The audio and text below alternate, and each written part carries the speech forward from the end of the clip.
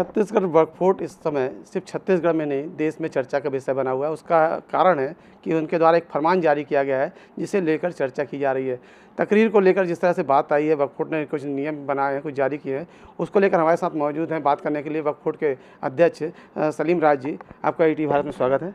धन्यवाद बहुत बहुत। सबसे पहले आपसे जानना चाहेंगे तकरीर क्या होती है, पहले उसको बता दीजिए। तकरीर प्रवचन बौद्धिक ये है।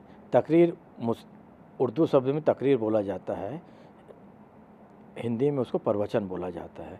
जो नमाज के पूर्व प्रवचन होता है वो उसको इमाम साहब मौलाना साहब लोग देते हैं। इमाम साहब मौलाना साहब ये दायरे से दूर है। मौलाना साहब और इमाम साहब अपनी तकरीर अपना प्रवचन कर सकते हैं, हमको उससे कोई तकलीफ़ नहीं है। जो मुतवल्ली लोग हैं, मुतवल्ली लोग इसको राजनीतिक अखाड़ा बना दिए थे मस्जिद को, उनके से आपत्ति है।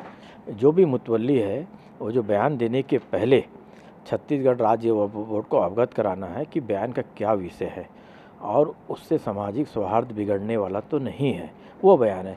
यह बयान मुतवल्ली पर लागू होता है, इमाम और मौलाना पर लागू नहीं होता है। मुतवल्ली इसमें भी अंतर है क्या दोनों में? इमाम है जो और मौलाना साहब है वो मस्जिद में नमाज़ पढ़ाने का काम करते हैं और कुरान और हदीस की रोशनी में चर्चा करते हैं। राजनीतिक नियुक्ति जो होती है, मुतवल्ली जो है वो राजनीतिक है, सामाजिक है, उसके ऊपर पाबंदी लगाई गई है कि आपको जो भी बयान देना है पहले वक्फ बोर्ड से अप्रूवल कराइए फिर बयान दीजिए, हमें कोई तकलीफ़ नहीं है। सामाजिक सौहार्द नहीं बिगड़ना चाहिए आपके बयान से। अच्छा, प्रदेश में इतनी सारी मस्जिदें हैं, इसको एक साथ आप वो भेजेंगे, आपको कोई विषय भेजेंगे, उस पर आप देखेंगे, उसके बाद अनुमति देंगे, क्या संभव है ये? नहीं, ये संभव हमने 1 से 100 तक एक व्यक्ति देखेगा, 101 से 200 सेकंड ग्रुप देखेगा, 201 से 300 एक व्यक्ति देखेंगे, ऐसे 10 लोग अपॉइंटमेंट इसके लिए रहेंगे। अच्छा, यदि मान लो कोई, उसको वॉच कैसे करेंगे? उसी पर चर्चा हुई है दूसरे पर, क्योंकि ऐसा कोई सिस्टम तो अभी डेवलप नहीं किया आपने। नहीं, उसके लिए उनकी जो तकरीर है, उसकी तकरीर के बाद नमाज के बाद उसको हमको व्हाट्सअप भेजना पड़ेगा कि आपने जो जो विषय बोला था वो तकरीर में वो किया है कि नहीं किए, वो हमारी जानकारी में आएगा। उसको 2 घंटे का समय है कि 4 बजे तक भेजने की कंपलसरी है। 4 बजे नहीं भेजा तो वो बोर्ड के द्वारा एक सूचना भेजी कि आपने अभी तक जो तकरीर का जो विषय था हमको क्यों नहीं भेजा। अच्छा, अभी तो सब शांत चल रहा था माहौल, अचानक से ऐसी क्या वजह हो गई कि आपको ये फरमान जारी करना पड़ा?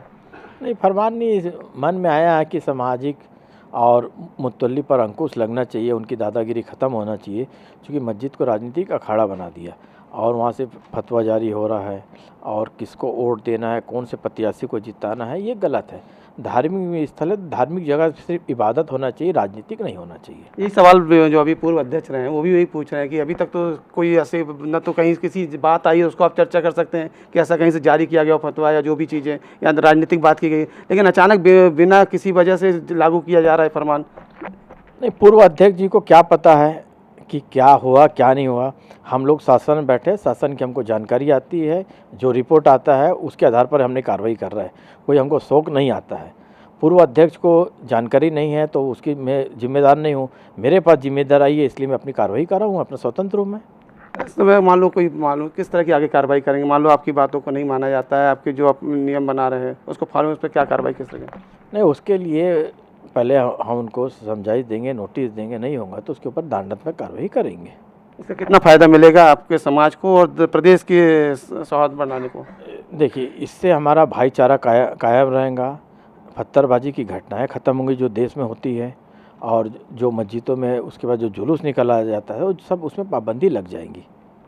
तो जैसे सलीम राजी जी ने बताया कि इस तरह की स्थिति से कहीं ना कहीं शांति व्यवस्था होगी, भाईचारा बढ़ेगा, और उसके लिए उन्होंने फरमान जारी किया। हालांकि भले जो पूर्व अध्यक्ष उनका दावा है कि अचानक से क्या कारण था कि इस तरह के फरमान जारी करने किया गया, उसके लिए वजह बतानी चाहिए, लेकिन इसको लेकर जिस तरह कहा गया कि शांति व्यवस्था सहित आगे अच्छा सौहार्दपूर्ण वातावरण बना रहे, भाईचारा बना रहे, इसके लिए नियम लाया गया है और इसका पालन भी किया जाएगा और इसको वॉच और मॉनिटरिंग भी की जाएगी। कैमरा साहू के साथ प्रवीण कुमार सिंह, ईटीवी भारत, रायपुर।